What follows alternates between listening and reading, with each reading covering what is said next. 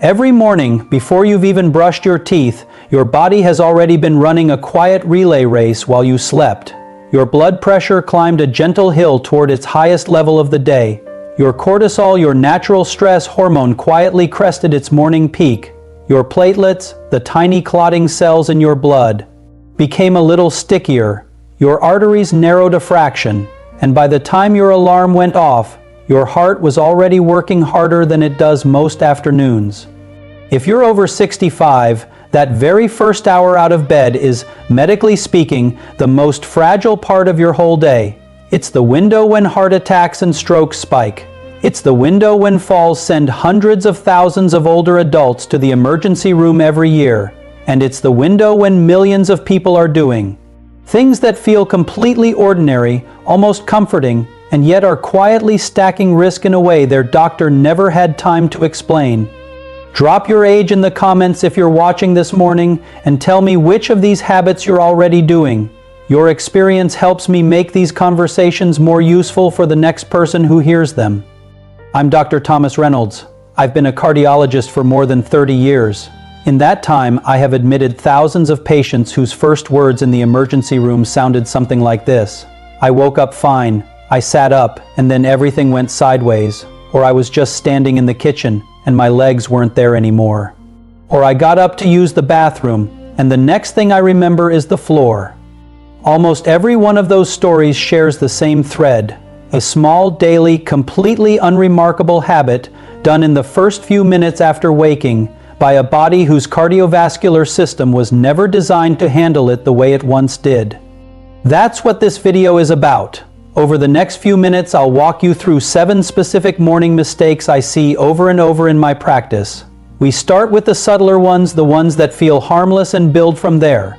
Because the 7th one is the single most common morning mistake in older adults, and once you see it, you'll recognize it everywhere. Before we count down, let me set the stage with a piece of medicine your morning routine never seems to account for.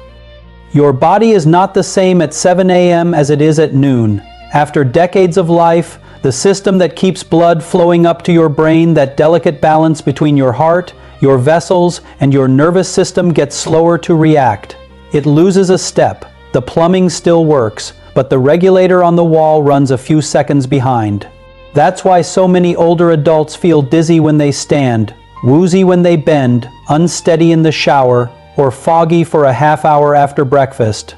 In cardiology, we call that orthostatic hypotension. In plain language, it's a moment where gravity pulls your blood down into your legs, and your body doesn't push it back up to your brain quickly enough. It can happen in a single beat. In that single beat, you can fall, faint, fracture a hip, or worse. Now let's count down from 7 to 1. Number 7. Drinking a big glass of ice-cold water, or worse, jumping into a cold shower the moment your eyes open. Cold feels refreshing. Cold feels like a wake-up call. And for a 40-year-old heart, a splash of cold water to the face is usually just a small shock the body absorbs in seconds. Here's what is happening underneath that splash. The cold hits the receptors in your face and chest. Those receptors send a signal through a nerve called the vagus nerve. Think of it as a brake pedal for your heart.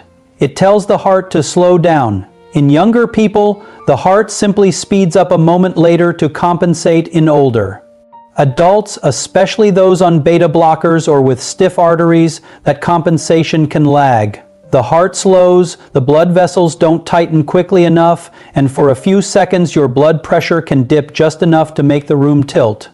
The fix is gentle, warm water on the face, not ice cold. A warm shower for the first 20 minutes of your day. If you love the cold splash, drop the temperature a little at a time, week by week. Give your heart a runway before you ask it to handle any sudden cold. Number 6. Taking your morning blood pressure pill or your thyroid pill on an empty stomach, in passing, and then walking straight out the door. This one is sneaky because nobody feels anything wrong.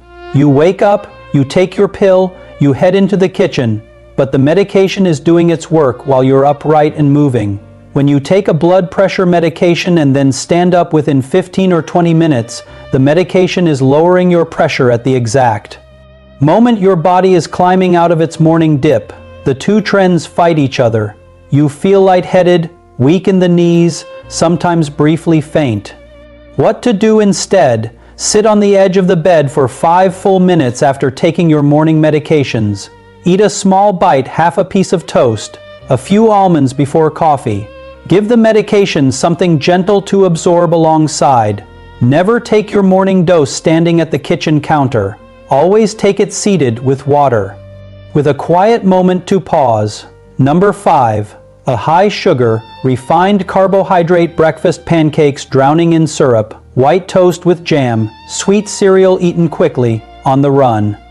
After a large carbohydrate load, your body releases a big bolus of insulin to bring blood sugar down. For older adults, that insulin response can be delayed or excessive. There's a window, usually 45 to 90 minutes after eating, when blood vessels dilate, heart rate rises, and blood pressure quietly drops. We call this postprandial hypotension, and it can leave you exhausted, foggy, or even breathless right after a meal. Build your breakfast around protein, fiber, and healthy fat. 2 eggs with vegetables, Greek yogurt with berries, a small piece of whole grain toast with avocado. These keep your blood sugar on a gentle slope and your blood pressure steady. A simple rule I share with almost everyone over 60. If you can see syrup on your breakfast plate, your breakfast is working against your heart. Number 4. Straining on the toilet. I know no one wants to talk about it, and that's exactly why it's on the list. When you bear down hard, holding your breath, you're performing what doctors call the Valsalva maneuver. Pressure inside your chest spikes. Blood flow back to your heart briefly drops. Then, when you finally release, blood pressure rebounds, sometimes violently. In an older adult with stiff, narrowed arteries, that rebound can trigger a heart rhythm disturbance, a faint, or worse. The morning is exactly when constipation is most likely to strike. You went 6 or 8 hours without much fluid. Your stool sits firmer.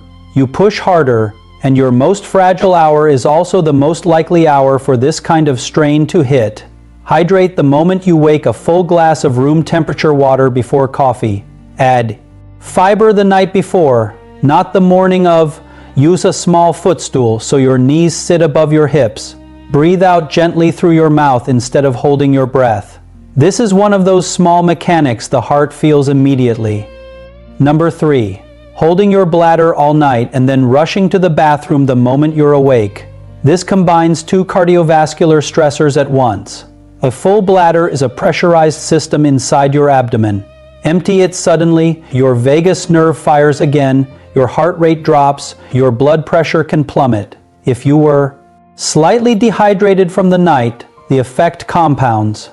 What I have seen in the hospital more than once is this.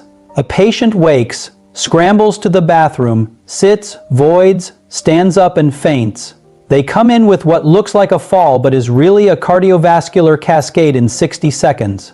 The fix has nothing to do with willpower. When you feel the urge in the night, get up, don't hold it. When you wake for the day, don't sprint. Sit on the edge of the bed a moment. Stand slowly, walk slowly. Let the body find its morning rhythm. Number 2. Standing up from bed, especially a low bed, swinging your legs off the side and immediately walking across the room. This one is so common that most people don't realize they're doing it. Feet to floor, body forward, walk. But after 70, after 80, that single motion may be the moment your blood pressure dips. By 20, 30, even 40 points without your noticing.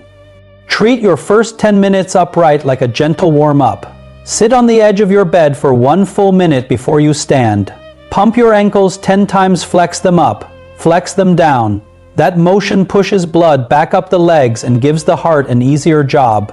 When you stand, stand in place for 30 seconds. Then walk slowly. The whole sequence is about 1.5 minutes. That single 1.5 minutes repeated every morning has been associated in clinical observation with a meaningful reduction in morning dizziness, falls, and fainting spells. And now number 1, the single most common, most overlooked morning mistake I see in my older patients: drinking your morning coffee or tea while standing at the kitchen counter in a fasted state with your full medication load just absorbed, and then bending over the sink to rinse the mug. That sounds like nothing. It is not nothing. You stand, gravity pulls blood down into your legs. You take your medications. They begin to lower pressure. You walk to the kitchen, somewhat dehydrated. You bend forward to rinse a mug. You hold your breath without realizing it. Your heart rate briefly drops. Your blood vessels briefly relax. Your pressure dips just a fraction more. And you wonder, in a quiet moment of dizziness, whether you are simply getting old. You are not just getting old. You are stacking 5 small morning stressors into one 10-minute window, and your older heart is absorbing every one of them at once. What to do? Sit down for your morning beverage. Stay seated for at least 10 minutes after your first sip. Rinse and wash your face after you've fully woken up, at least 20 minutes after getting out of bed. Don't combine medication timing, fasting, standing, bending, and caffeine all at once. Spread them out. Let your body sequence them gently. A morning that respects your aging cardiovascular system is not complicated. It is slower, seated, hydrated, well-paced, breath-aware. The kind that leaves you clear-headed, steady on your feet, and ready for the day. A quick word before we close. If you are having real chest pain, real shortness of breath, real fainting, real new dizziness that does not pass within a few minutes, please don't rely on a video. Call your physician, your cardiologist, or your local emergency number. The habits we've talked about are prevention. They are not a substitute for care. Now a few closing thoughts, and I want to be direct with you. You don't have to become afraid of your own morning. The point was never to make you anxious about the first hour of your day. The point was to give you back the steering wheel. Every one of these habits is small. None requires a gym, a supplement, or a 30-page plan. All 7 are choices you can make tomorrow morning between your alarm and your first cup of coffee.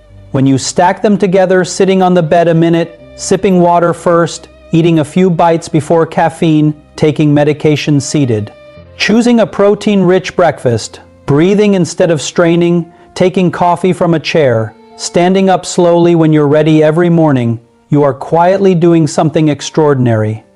You are protecting your independence, your balance, your memory, your mobility, your dignity. You are protecting the future you, the one who will still be living in your own home, walking into the garden on your own, picking up a grandchild without a wobble, traveling to see a friend without worry.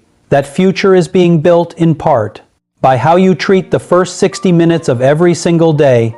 If anything in this video resonated, drop a comment, your age, your country, the one habit you're going to change starting this week. I read them. They matter to me. If this conversation felt useful, please consider subscribing. There is a button just below this video. Hitting it tells the system that more conversations like this one are worth bringing to others who need them. And please share this with someone you love, a parent, a sibling, a neighbor, a friend, anyone over 60 whose mornings you would like to see just a little safer. Until the next one, take care of your mornings, take care of your heart, and take care of each other.